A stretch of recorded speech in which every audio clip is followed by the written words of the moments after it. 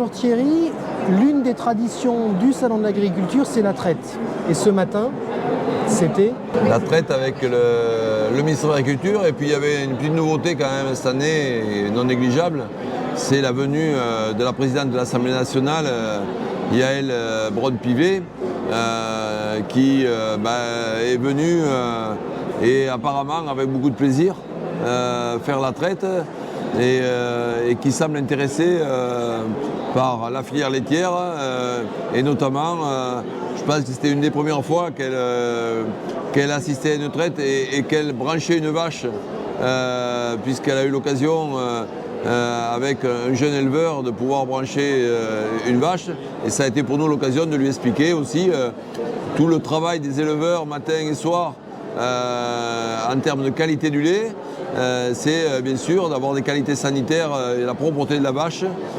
C'est pour ça qu'on nettoie le pied de la vache avant de la brancher et pour avoir un lait de qualité. Donc elle nous a demandé ensuite que devenait ce lait.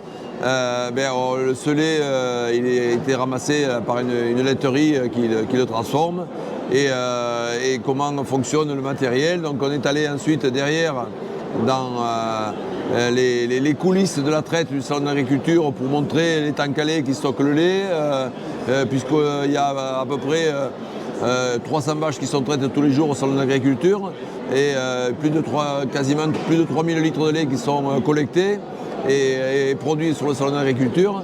Donc voilà, c'est des choses aussi qui les intéressaient donc techniquement comment tout cela fonctionne et la nécessité aussi pour faire du tank à lait qui refroidit le lait, d'utiliser de l'énergie et ça a été pour nous l'occasion d'évoquer les charges que nous avons sur nos exploitations et nécessité donc d'avoir un retour, un meilleur prix aux producteurs même en 2023, d'où nécessité d'avoir une négociation commerciale qui se termine bien ce soir pour que derrière on ait un bon prix aux producteurs et qui prennent en compte l'augmentation des charges. Donc voilà, ça c'est une première chose. Ensuite, voilà, elle a rencontré un jeune éleveur et elle semblait intéressée par le renouvellement de génération. Et donc au final, je l'ai quand même invité à prendre un nouveau rendez-vous sur une exploitation laitière pour passer un peu plus de temps que ce que nous avions ce matin au salon de l'agriculture pour parler peut-être plus concrètement du renouvellement de génération, de tout le travail que nous faisons sur le carbone, sur France, sur le ferme laitière bas carbone. Voilà, donc tout ce travail-là, nous allons le mettre concret avec un futur rendez-vous de la présidente.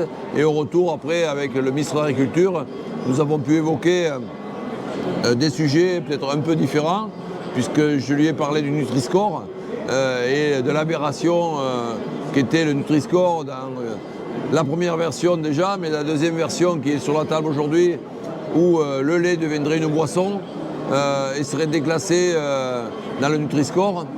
Voilà, c'est des sujets un peu techniques, mais qui sont aujourd'hui au niveau européen et où la France doit avoir une position claire pour ne pas faire encore une fois n'importe quoi au niveau européen et être plutôt aux côtés de nos collègues italiens qui portent un message clair, c'est-à-dire oui, informer le consommateur, ça nous devons le faire, informer le consommateur sur les portions qu'il mange et la qualité gustative de ces portions et éventuellement informer sur la quantité de sel ou autre qu'il y a dans les produits.